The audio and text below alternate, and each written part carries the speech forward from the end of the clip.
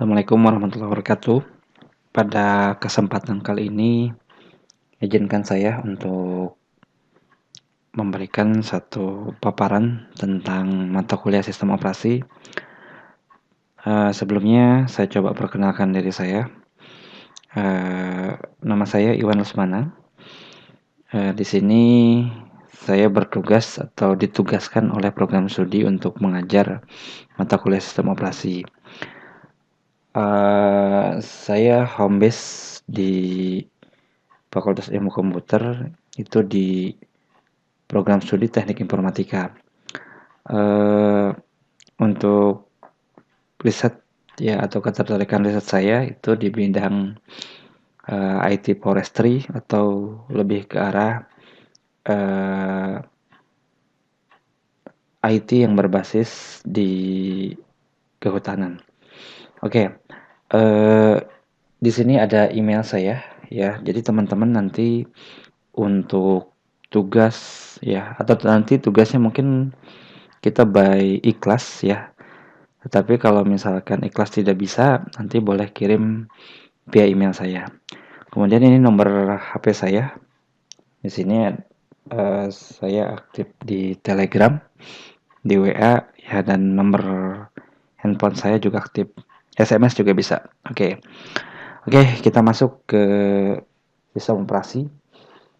Jadi pada pertemuan kali ini kita belum diperkenalkan untuk tatap muka.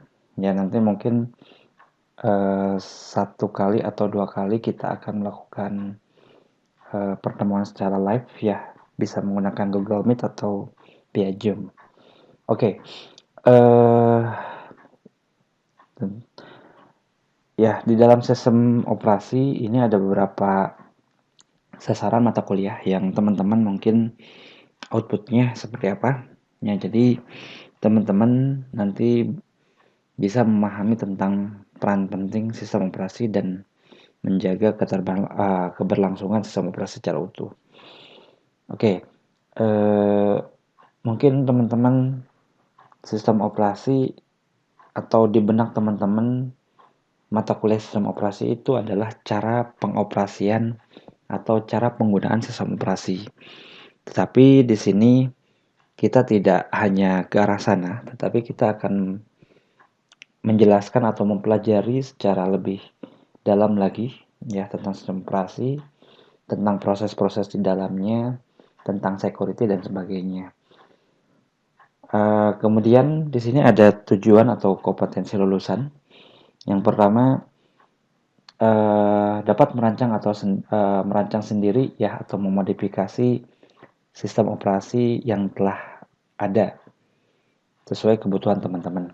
Misalkan mungkin teman-teman sistem operasi yang Anda kenal itu sistem operasi Windows ya, atau bagi pengguna Mac ya, di sana ada sistem operasi khusus Mac ya.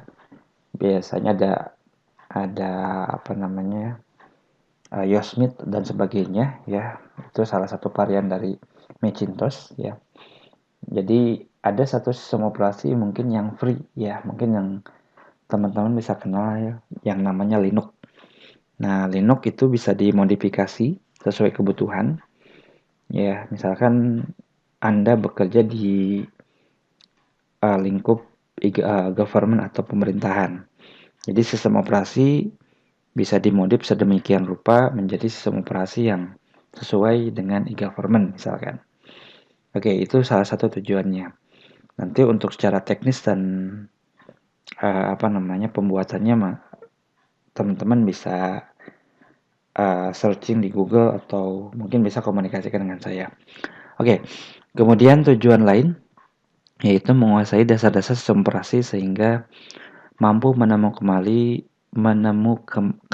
ya masalah-masalah komputer, kemudian penyelesaiannya secara ilmiah. Jadi teman-teman kadang-kadang komputer terganggu, hang, kemudian tahu-tahu blue screen dan sebagainya. Nah, nanti kita pelajari kenapa hal tersebut bisa terjadi. Jadi kita coba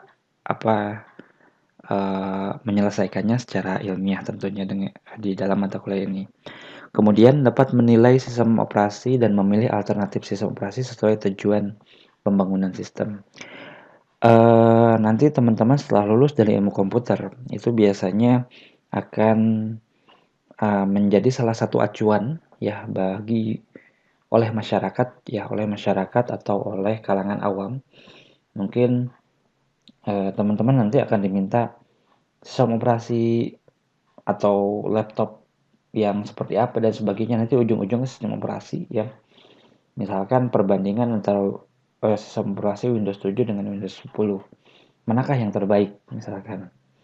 Nah, nanti teman-teman bisa menilai ya atau bisa menjadikan alternatif dilihat dari budget dan sebagainya. Atau nanti pada saat lingkup pekerjaan itu biasanya berhubungan dengan kinerja, misalkan sebuah perusahaan atau di sebuah misalkan perusahaan yang bergerak di bidang multimedia misalkan.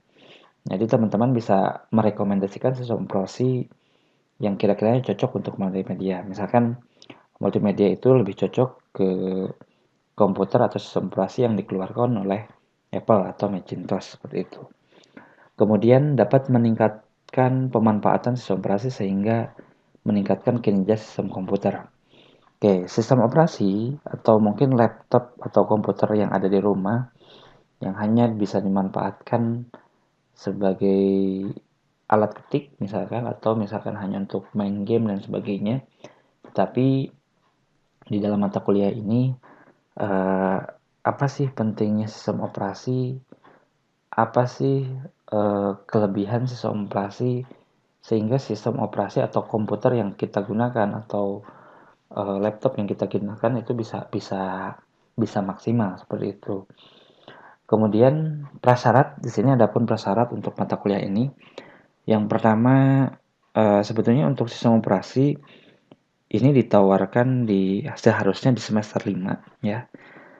Yang pertama teman-teman harus lulus dulu mata kuliah yaitu pengantar organisasi komputer atau arsitektur komputer. Nah, tetapi ada minimal ya. Minimalnya ini mengenal sistem komputer atau pernah mencoba salah satu sistem operasi, kemudian mengenal bahasa pemrograman terutama C. Ya nanti kita akan di praktikum khususnya mungkin kita akan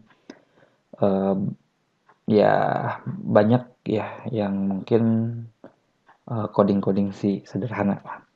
Kemudian mengenal struktur data dan algoritma tingkat dasar. Oke, itu salah satu prasyarat untuk mata kuliah ini. Jadi bagi yang teman-teman belum paham silahkan dipelajari atau dibaca ulang untuk mata kuliah sebelumnya, terutama berkaitan dengan mata kuliah sistem operasi ini. Oke, kemudian kita akan berbicara dengan ruang lingkup di mata kuliah ini. Di dalam mata kuliah ini sebetulnya secara keseluruhan hanya 7 konsep bahasan yang diberikan. Ya, yang pertama nanti di dalam 7 ini akan di-split atau dibagi ke dalam beberapa pertemuan ya.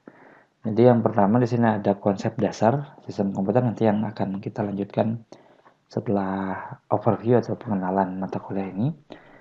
Kemudian ada manajemen proses dan thread, kemudian sinkronisasi dan deadlock. Ya, apa itu sinkronisasi dan deadlock nanti kita pelajari.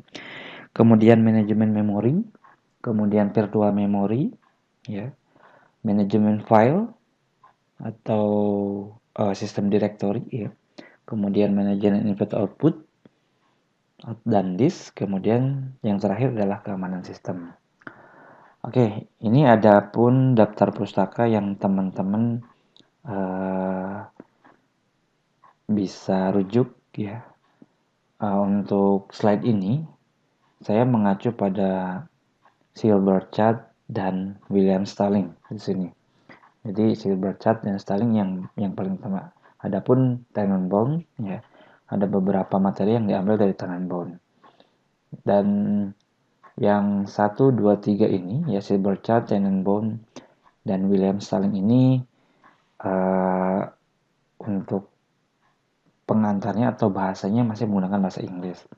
Tapi ada satu acuan yang bahasa Indonesia. Ini ada MDGR. Sebetulnya MDGR ini dipelopori oleh Universitas Indonesia ya, dikemas dan sebagainya, sehingga ini dari rangkuman-rangkuman ketiga penulis ini sebetulnya. Jadi yang versi bahasa Indonesianya mungkin bisa di-download di internet, banyak juga ya, atau nanti saya upload di Ikhlas ya. Oke, itu untuk overview atau untuk pengantar sistem operasi. Uh, Next, kita akan membahas untuk pertemuan pertama. Oke, sekian dulu untuk pengantar. Terima kasih, saya tutup. Assalamualaikum warahmatullahi wabarakatuh.